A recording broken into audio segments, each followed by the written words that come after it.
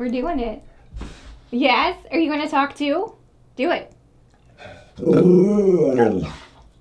Hey, Radiant Souls. That's what Dexter just said.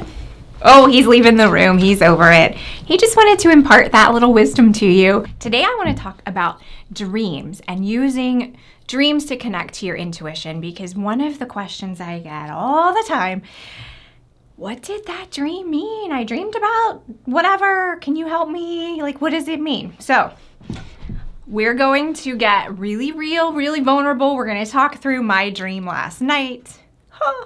I'm sharing.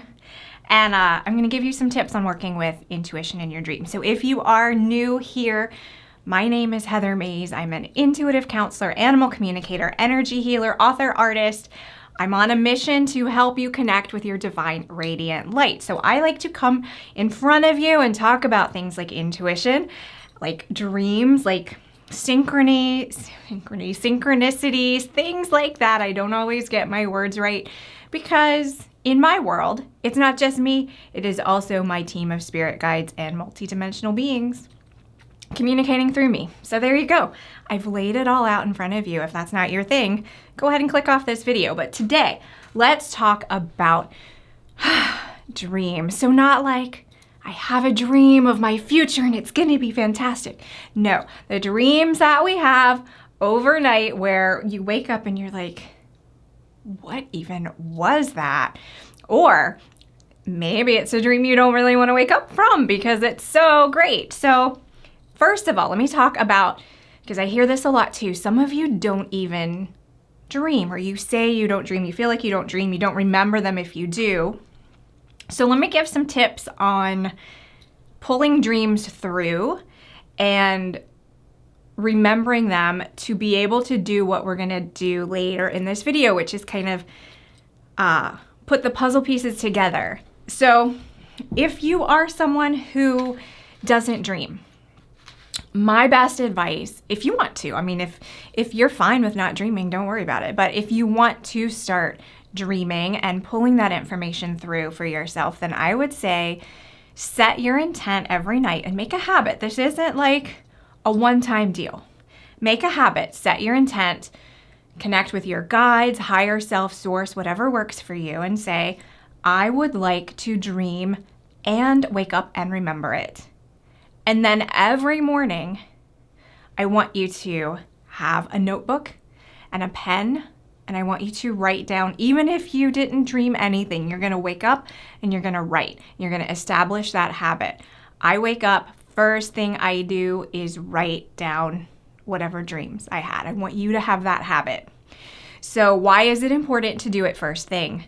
Before the rest of the day gets in your head, before you wake up and you take the dogs out or you kiss the hubby or the wife, before you start thinking, oh geez, I have this thing to do and that thing to do and this deadline and that goal. Don't let any of that in. Go ahead and write. So if you don't have dreams, you're gonna pretend that you do, and what you write down might be day number 2, no dreams. That's okay. You're establishing the habit, you're establishing the pattern, you're giving your brain permission. You're kind of putting like a safety net there. Like if your brain was doing a high wire act in dreaming, maybe it doesn't want to do that because it doesn't see the net. It doesn't see that you're even going to catch them. So go ahead and build that net, build that habit. If you do dream and you find that you don't remember them, or you're really confused by them, or you remember them just in the twilight of waking up and then they kind of fade, same thing. Do this habit. Wake up, pen to paper. I don't want you to pick up your phone and use an app, because then you're in that world of having a phone and you see the notification, or, oh, I have 4 emails, I got this and that and that. Don't go into that world. Stay in the precious world of the subconscious and your intuition. Write down everything. My advice for that too is just write it down, like stream of consciousness. I saw this, I saw that, I saw this. Write it down like you're describing the scene. Don't sit there and try to analyze it in that moment. You want to get it down as quickly as possible because you might lose track of it. And that's why we're doing it first thing in the morning. So I have a notebook in my bedside drawer. I often put it on top of the nightstand. And that's just the first thing that I do every morning. What's fun is you can sometimes look back a few months later and maybe something that didn't make sense in the moment makes sense now. And you may start to see, oh, I really was having kind of intuitive hits, but they felt like nothing. But now that I look back, I get it. I've done that specifically with people that I meet. Often if someone is going to come into my life at like a pivotal time, or there's going to be something really unique and special about the meeting or the circumstances around the meeting, I will dream about this person weeks, months, years in advance. And when I have the dream, I'm like, I don't even know what that was, but okay, whatever. And I write it down, and then weeks, months, years later, I meet this person and I have that remembering because I kind of hardwired it by writing it down. Or I go back in my dream journal and I'm like, oh, shoot, that's that same thing. Like the circumstances happened the exact same way. We went to a hot dog stand and we got a hot dog and a Pepsi and we shared the Pepsi and da-da-da. True story, that actually happened with somebody. And so it's just kind of fun to look back. And so for those of you who are saying, I'm really not that intuitive, Heather, I don't know how to do it, this is a great way to just start that habit. And it might be little things. It might be, I saw another true story. I saw the Oscar Mayer Wienermobile. Like that's a pretty, if you know what that is, it's a pretty unique thing to see out and about in the world. So if you dream about that and you wake up the next morning and you're like, do I want a hot dog? Why did I dream about that? But then later in the day, you see that, then you can go, oh, I was like predicting it. That's pretty fun. Okay, so writing down your dreams, super important. And just developing that habit is really great. So dreams can be a good way to work with your intuition, no question. They can also be, just in full disclosure, full transparency, they can just be your brain kind of clearing things out, like cleaning the gutters. There's some stuff up there, some imagery, some words, some concepts that you don't really need that aren't serving you. So your brain is just going to kind of regurgitate them out, brush them out of the way. That happens a lot to me if I watch like a movie before bed or a show before bed. I will dream about that instead because my mind is like, that wasn't important. Let's just get that out of the way. So I don't want to give the impression that every dream is like prophetic and has some super meaning. Check in with how you feel with a dream. Often the ones that are intuitive they just hit different, as the kids today say. They will feel a little stickier. They will have more weight to them. They might bring up emotions for you. So those are the ones that you kind of want to pay attention to. But while you're developing the habit, I say write everything down because you never know. Also in dreams, you can use the dreaming state as a doorway, as a pathway, a highway to travel to other dimensions, other timelines, things like that. We're not going to talk about that specifically in this video. I may refer to it because part of the dream I want to talk about relates to that a little bit. But if that's something you want more information on, astral travel and doing those kinds of things in your dream, leave me a comment. Maybe we'll make a video about that. So I think that's it. So let's dive into the kind of uncomfortable part here, where Heather's revealing her deepest, darkest secrets, whatever. So last night I had a dream that stretched into kind of 3 specific scenes that I want to talk about today. And we're going to work together and unpack each one. Just to give you an example of how I work with dreams and try to sort through the imagery. Because a lot of times it can feel like, you know, when little kids draw you a picture and you get this thing and it's like all scribbles and you can't really tell what it is. Oh, honey, that's really great. What is it? Oh, it's a house, or it's us on a boat, or it's whatever. But you don't really see that. Often that's what dreams are. It's like your brain is just saying, hey, here's this really nice thing I made you. But you can't really tell what it is until you kind of sort through it. It's almost like playing charades. There's a question and answer that you can kind of do, and the whole time through working through this, you're matching it up against your intuitive gut feeling. So it's a great way to kind of work that intuitive muscle too. So, okay, quit being a tease. Last night I dreamed about this first scene of the dream was this individual. I feel like I'm doing charades now. He's an actor. And in the dream, this is so uncomfortable. In the dream, he was laying his head on my chest. So there's a lot of ways you can have dreams about hunky actors or whatever. This wasn't that salacious. He was laying his head on my chest, and what I felt in the dream was that he was looking at me very lovingly, very supportive. It didn't feel fanciful like, oh, I'm having that kind of dream about this person. It had a different texture to it. So it felt already, knowing my intuition as I do, it already felt like, hey, let's pay attention to this.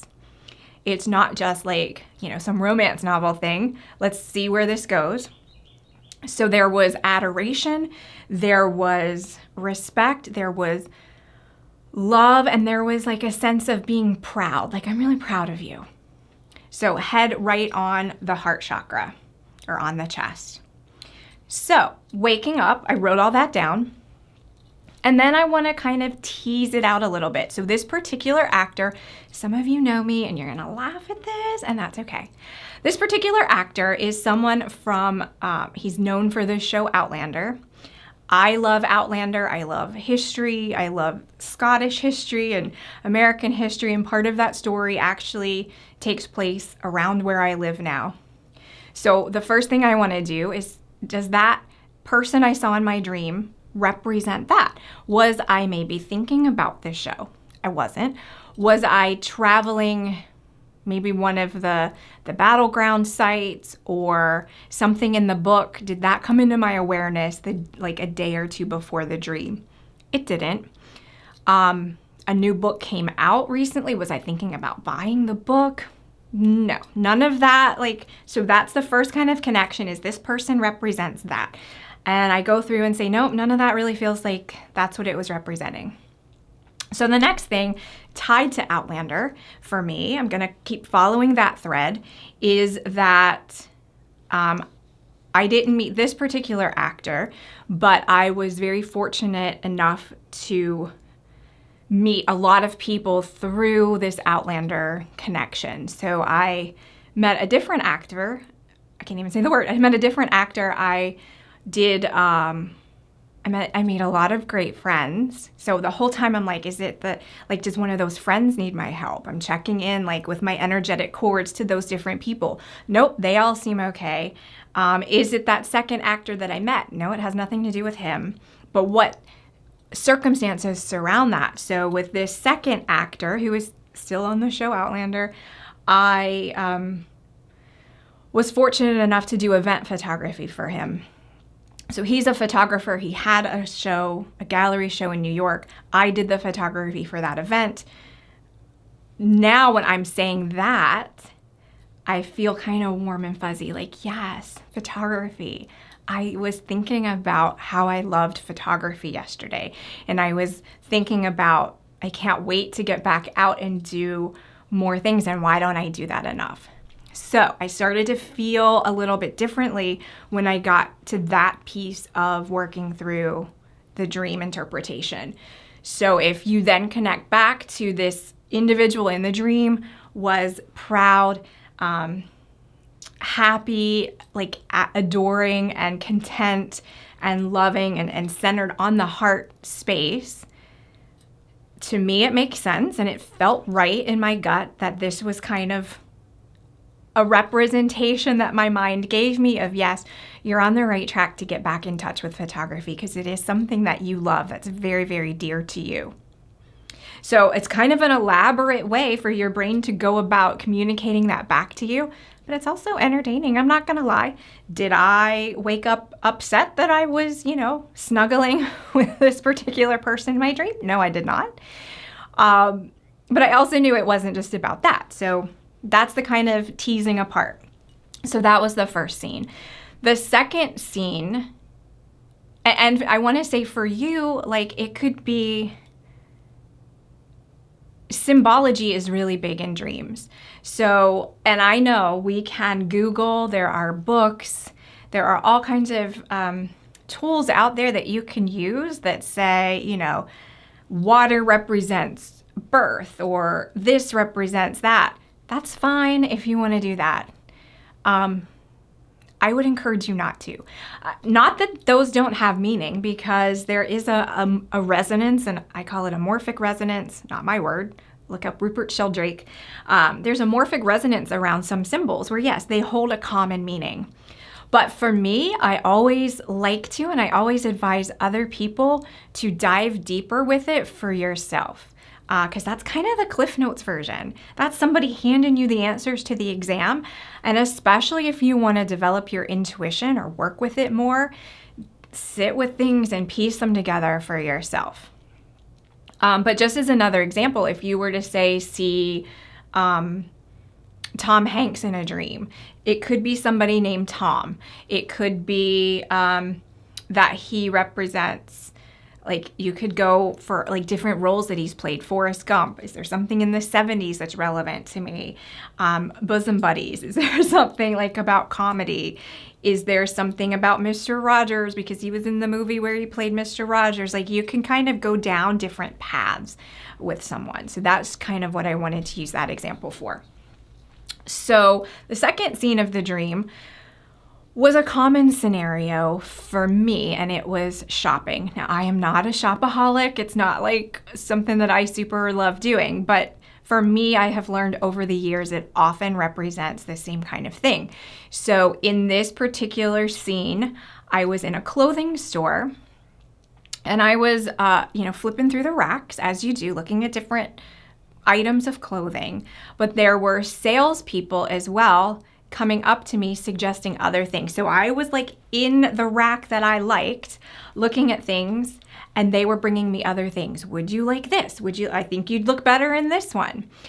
And in the dream, I was saying, no, like, what do you say? You say, no, I'm just browsing, I'm just looking, thank you. Dismissing their suggestions and focusing on my own.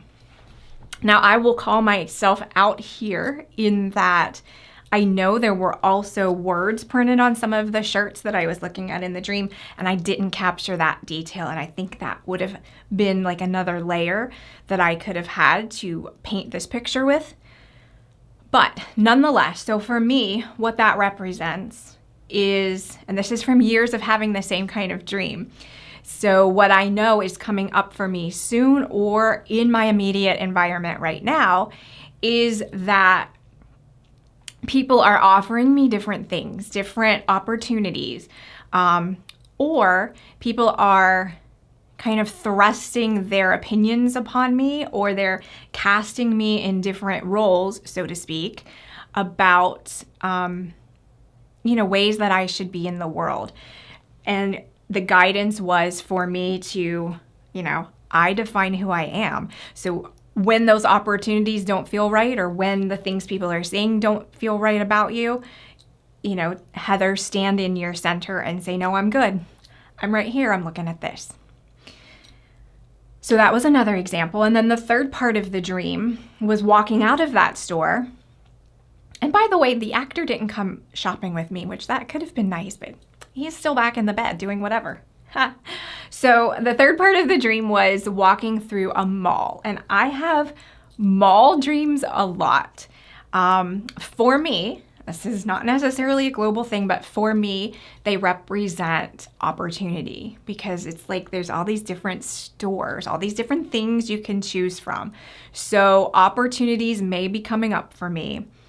But what was interesting in this particular dream last night was it felt like stores that I had shopped at a lot that were now closed. They had, those like metal barricade things down and signs that said, this is closed, you can't shop here anymore, all the lights were out. So following on the heels of looking at the different clothing and saying, no, this is what I like, I don't want what you're offering.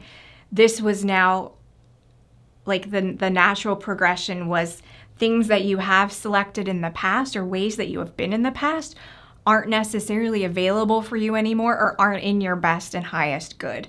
So walk past them to the new things.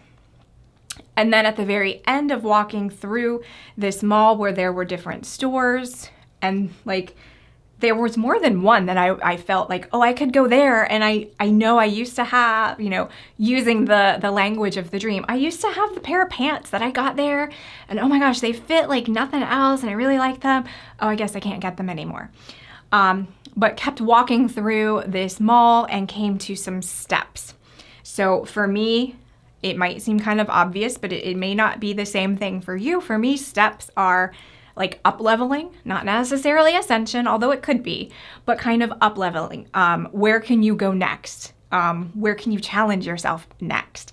So there was like a set of steps that was built in, but then there was this kind of wonky, I don't know, like not as sturdy set of steps that went a little higher. And in the dream, if you walked on these ones that were kind of just put up, you got farther up, but it was a matter of balancing to be able to stay on the steps at all. So you could have taken the path that was already there and you would have gotten to an okay place, but you didn't get as far as you wanted. So whatever I was looking for, it wasn't specific, but whatever I wanted, I needed to go up the scarier steps to get to. And then once I was at the top of these scarier steps, almost like when you see an elevator that doesn't fully go to the floor, there was this space between the steps ended and what I wanted was still up here. But I either needed to make a proverbial leap of faith, or in the dream, there were people there that could like reach down and help. So it was kind of a sense of asking for help to get to that next thing that you want, or that you may need to cooperate with other people, have others involved in that. So that was a lot of like weird imagery and all of that, but I just wanted to walk through for you when you're piecing together your dreams or pulling those pieces apart to see where they land on the overall puzzle, that there can be kind of different ways that you look at things, and it could differ from dream to dream as well. So please establish that habit of writing down your dreams. Go back to it after you have all the details and then kind of see what it feels. And so that can be the second part of what you're journaling, that you write down, here's what I think it means. And then it's so much fun to go back like a year from now, read through that and say, oh yeah, I had this, like 2 weeks after that is when that weird opportunity came out of nowhere and it felt really scary, but I needed to call my friend I hadn't talked to in a while and get her help, and like all of that. Like you'll see where maybe your mind was preparing you for something. So just a fun way to work with your intuition. I hope you enjoyed this video, and I'll see you next time. Leave me a comment. Let me know what you thought. Bye.